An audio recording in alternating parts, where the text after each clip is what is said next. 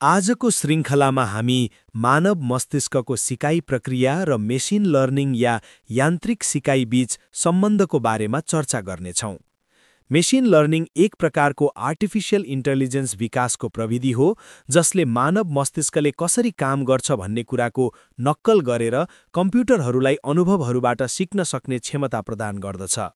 यसले कसरी काम गर्छ भन्ने बुझ्नको लागि मानव सिकाइ प्रक्रियाको एउटा उदाहरण हेरौँ। मानौ एउटा बच्चाले पहिलो पटक बिरालो देख्यो। बच्चाले बिरालोलाई हेर्छ, त्यसको नरम रौँ छुन्छ, त्यसको चाल हेर्छ र म्याउ गरेको सुन्छ। आफ्नो वरकडका मानिसहरूबाट यदि कसैले बच्चालाई यो बिरालो हो भनेर बताउँछ भने बच्चाले त्यो जानकारीलाई आफ्नो दिमागमा राख्दछ।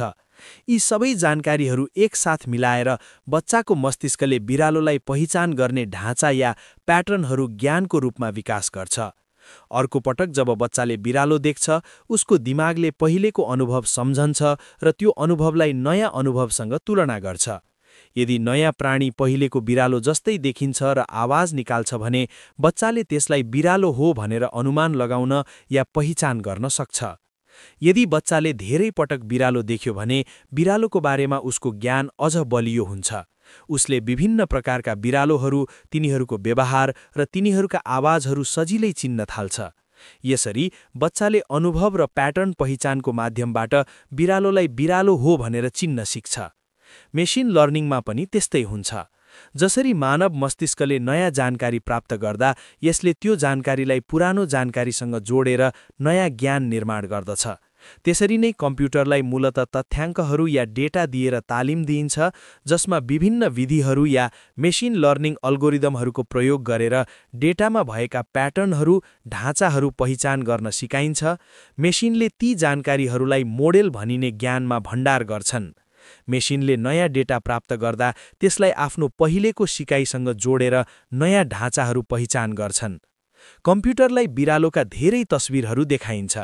प्रत्येक तस्विरमा मेसिनलाई यो बिरालो हो भनेर बिरालोका विशेषताहरू बताइन्छ। बिस्तारै कम्प्युटरले बिरालोहरूको कान ठाडो हुन्छ, पुच्छर लामो हुन्छ आदि बिरालोका विशेषताहरू सिक्छ। जब कम्प्युटरलाई नयाँ तस्विर देखाइन्छ, यसले पहिले सिकेको जानकारी प्रयोग गरेर यो बिरालो पहिचान गर्न सक्छ।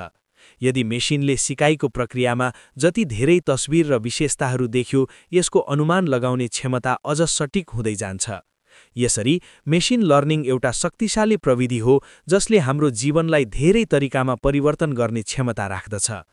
मेसिन लर्निङले मानव मस्तिष्कको सिकाइ प्रक्रियालाई बुझ्न र त्यसलाई कम्प्युटरहरूमा लागू गर्न मद्दत गर्दछ। यसले हामीलाई थप बुद्धिमान मेसिनहरू बनाउन र जटिल समस्याहरू समाधान गर्न सक्षम बनाउँछ।